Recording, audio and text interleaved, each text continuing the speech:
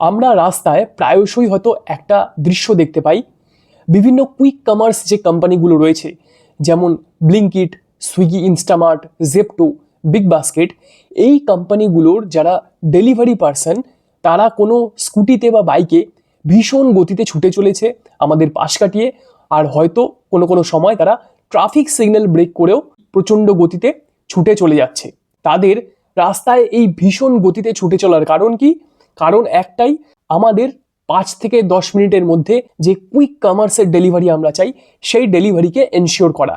আজকের দিনে দাঁড়িয়ে আমাদের জীবনযাত্রাটা এমন হয়ে দাঁড়িয়েছে যে আমরা কিন্তু আর পাড়ার মোড়ের দোকানে গিয়ে সেখান থেকে জিনিস কিনতে চাই না। আমাদের সব কিছু একদম দরজায় হাতের সামনে ডেলিভার্ড অবস্থায় পাওয়া একটা অভ্যাস হয়ে দাঁড়িয়েছে।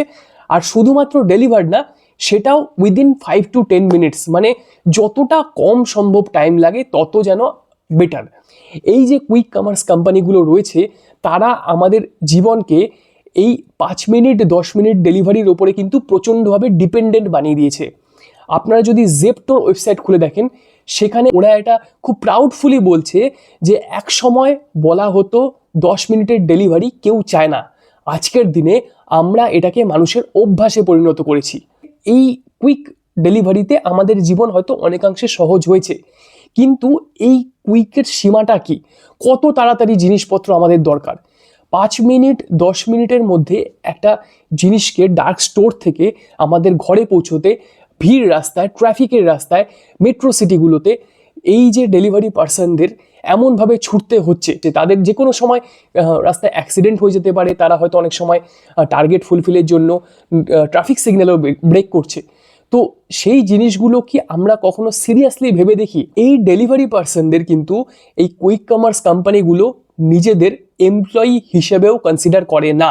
হ্যাঁ, এদেরকে ইন্ডিভিজুয়ালস অন কন্ট্রাক্ট হিসেবে ট্রিট করা হয়। তাই বিভিন্ন এমপ্লয়ি রিলেটেড বেনিফিট, যেমন ধরুন employees provident fund, EPF, ESIC, এই সমস্ত যে এমপ্লয়ি বেনিফিট সেগুলোর আওতায় এরা পড়ে না।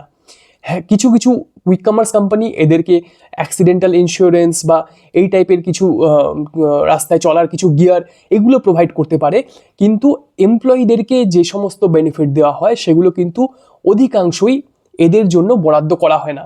সারা দেশে সুইগির প্রায় 5,20,000-এর বেশি ডেলিভারি পার্সন আমাদের অর্ডার ডেলিভার করে। জোম্যাটোর ক্ষেত্রে বা ব্লিঙ্কিটের ক্ষেত্রে সেই সংখ্যাটা প্রায় 4,73,000-এর বেশি।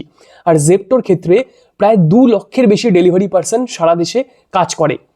তো এত বিশাল সংখ্যক গিগ ওয়ার্কার্স, কিন্তু তাদের সোশ্যাল সিকিউরিটির খুবই অভাব। সম্প্রতি আম আদমি পার্টির রাজ্যসভার এমপি রাঘব চাড্ডা জিরো আওয়ারে এই দাবি তোলেন যে এই গিগ ওয়ার্কার্সদের এই 5 মিনিট 10 মিনিটের কুইক কমার্সের ডেলিভারির জন্য যেভাবে রাস্তায় ঝুঁকি নিয়ে ছুটতে হচ্ছে, তা থেকে তাদের বাঁচানোর জন্য এই কুইক ডেলিভারি, যেটা 5-10 মিনিটের ডেলিভারি, সেটাকে ইমিডিয়েটলি ব্যান করে দেওয়া উচিত। আর এই গিগ ওয়ার্কার্সরা যাতে এই কুইক কমার্স কোম্পানিগুলো থেকে আরও বেটার সোশ্যাল সিকিউরিটি পায়, সেটা সরকার যাতে সুনিশ্চিত করে। কর্ণাটকে এই কুইক কমার্স কোম্পানির যারা গিগ ওয়ার্কার্স, তাদেরকে আরও বেটার সোশ্যাল সিকিউরিটি দেওয়ার জন্য বিল আনা হয়েছিল। সেম বিল রাজস্থানেও আনা হয়েছিল।